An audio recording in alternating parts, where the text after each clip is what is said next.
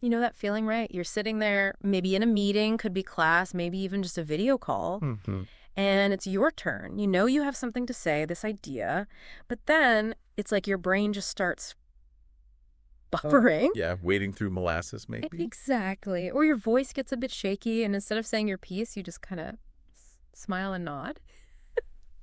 Does that sound familiar at all? Oh, absolutely. It's incredibly common. Yeah. And if that does resonate, you are definitely not alone.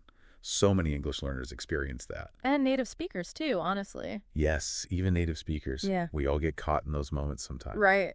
And that's really what we want to talk about today, finding that vocal confidence. Because, you know, the thing is, confidence when you speak isn't really about being perfect, is it? Not at all. It's not about flawless grammar or knowing every single fancy word. It's more about being clear, sounding like you, and just being present in the conversation. That's such a key distinction. We often get so hung up on getting the words perfectly right that we forget how we say them matters. The delivery, the sound, it has a huge impact. Oh, it really does. I mean, I can remember back when my English grammar was actually pretty decent, you know, on paper. Okay. But when I actually spoke, I felt like I was, I don't know, shrinking, hesitant. My voice was quiet, sort of apologetic. And how did that play out? Well, people kind of treated me that way. You know, my ideas just got skipped over. Conversations would just wash past me. It was really frustrating. I can imagine. But then something shifted. I started really paying attention to how I sounded. And when I consciously changed my voice, same exact words, mind you, but just a different delivery. What happened? Suddenly, people started listening, really listening. It was the voice, not just the words. That's a fantastic example. Correct. It shows just how much that vocal presence matters, how it can totally change the dynamic. So today, we thought we'd explore some really practical things you can actually do to build that confidence. We'll look at tone and pace. The sound itself. Why clear articulation makes such a difference. Making every word count. And even the words you choose, the language itself, all these pieces work together to help you sound more assured and, well, make more of an impact. Yeah, it's like building up a toolkit, isn't it? Yeah. Tools you can consciously use to make sure your voice gets heard and reflects the value you're bringing. Okay, so let's jump right into the first piece. This idea of the body language of sound, mastering your tone and pace. I like that phrase, vocal body language. It makes sense because even before someone fully understands your words, your sound sends a message. Totally. Your tone, for instance, it conveys emotion, right? Like, do you sound excited? Or maybe nervous. Or maybe even accidentally bored. And the pace does too.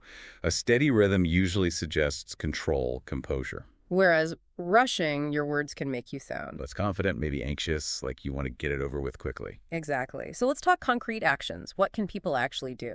One really simple thing, but it's powerful, is to just consciously slow down a bit. Just a touch. Yeah, just slightly. It might feel weird at first if you tend to talk fast, but slowing down even a little projects this sense of control. And it gives you a second to breathe, right? To think. Plus, your listeners can actually absorb what you're saying better. Good point. And it probably cuts down on those little trip-ups or filler words, too. It often does, naturally. Okay, and what about the actual sound, the pitch? Well, another thing to try is consciously lowering your pitch just slightly. Not trying to sound like someone else, you know? Right, no fake voices. No. But just finding a slightly lower, calmer register in your own voice often comes across as more confident, more grounded. There's a kind of stability in that lower tone, maybe. I think so. It resonates in a way that often signals assurance. People pick up on it, often without even realizing it. Okay, now this is a big one. Those little words we all sometimes lean on. The fillers. Ah, yes. The ums, the ahs, the theoras, the, the likes, the sort ofs. They seem harmless, right? Yep. But they can really chip away at how confident you sound. They absolutely can. They signal hesitation, maybe uncertainty, even if you actually feel quite sure about what you're saying. So just being aware of them and actively trying to pause instead can make a huge difference to the strength of your message. It sounds cleaner, more deliberate. Okay. So speaking of trying things out, how about a little mini exercise, something folks can try right now? Yeah, great idea. Let's put this into practice immediately. Feel the difference. All right. Find something to read nearby. Anything. A book, an article on your phone, whatever. Got it. Now, first, read a sentence or two out loud, but really slowly and clearly. Imagine you're explaining it to, say, Some really smart, really curious fifth graders, they're hanging on every word. So focus on that clarity, the steady pace, that calm, engaging tone. Okay, take a second to do that. Right now. Now, same passage. Read it again, but this time. Imagine you're auditioning for a movie trailer voiceover. You know that really dramatic, powerful sound? Oh, yeah. The deep voice, the pauses for effect. Exactly. Give that a go. Same words, totally different intention.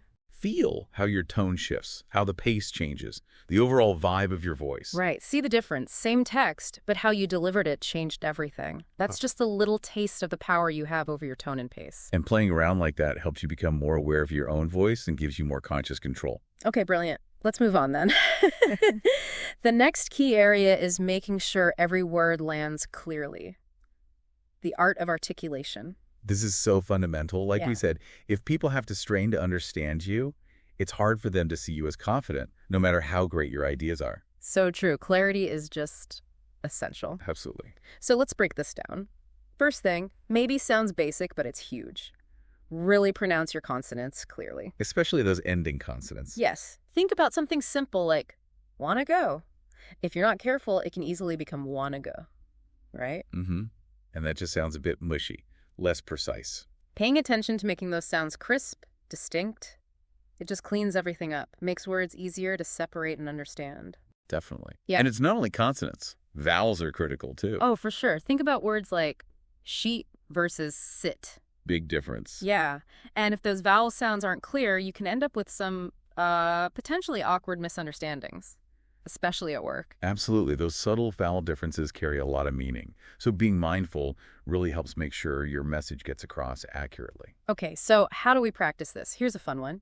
Tongue twisters. Ah, the classic mouth workout. Exactly. They might feel a bit silly, They do. but they really work those mouth muscles, help you practice tricky sound combinations. They're surprisingly effective for building that dexterity and precision you need for clear speech. Okay, want to try a couple. How about the classic, she sells seashells by the seashore? Nice and tricky. Or red lorry, yellow lorry. Try saying that quickly. Yeah, that one gets me. But the key is, don't start fast. No, definitely not. Start slow. Really focus on hitting every single sound correctly. Forget speed at first. Then as you get more comfortable, you can gradually speed it up. It's like building muscle memory, isn't it? For your tongue, your lips, your jaw. The more you practice those tricky bits, the clearer your everyday speech becomes. And another really practical tip here, record yourself. Ooh, yes. This can be a bit cringe-inducing at first. Totally. Hearing your own voice can be weird. But it's so valuable. Listening back lets you hear things you just don't notice while you're speaking. You might hear where you're slurring sounds or where words aren't quite distinct. Exactly. You can pinpoint specific things to work on. Plus, it just helps you get used to the sound of your own voice, which actually is a big part of owning it and feeling more confident speaking. Definitely. Make it a regular thing. Track your progress. Don't get discouraged if you hear imperfections. That's the point. It shows you where to focus. Okay, great. So we've covered how your voice sounds and making sure the words are clear. Now let's talk about the words themselves. The language you choose. This can be a huge confidence booster. Right. This is about the content and how you frame it. Because you can have great tone, perfect articulation. But if you use really hesitant, uncertain language, it kind of undoes all that good work, doesn't it? It really does. I mean, just compare these two. Option one. Guess we can maybe try this option. Okay, hear the hesitation. Yeah. Versus, let's go with this option. It's the most efficient choice. See? Same basic idea, but the second one sounds so much more decisive. Confident. The first one is full of words like guess, maybe, could. It just signals that you're not really convinced yourself. Whereas the second one is direct, clear, even gives a reason why. So there are definitely words and phrases that tend to weaken your message. We mentioned maybe, I guess, but also things like kinda, sorta, I think, perhaps, I'm not sure, but... Right. These little qualifiers, they inject doubt. Now, sometimes you need to be tentative, of course. Sure, diplomacy is important. But if you overuse them constantly, it really eats away at your perceived confidence. So, on the flip side, what are the stronger choices? What should people try to use more? Well, think about replacing maybe with absolutely when you feel strongly. Or swap, I guess we could, for let's. Yeah, let's is much more active. It really is. Using active, direct language shows conviction.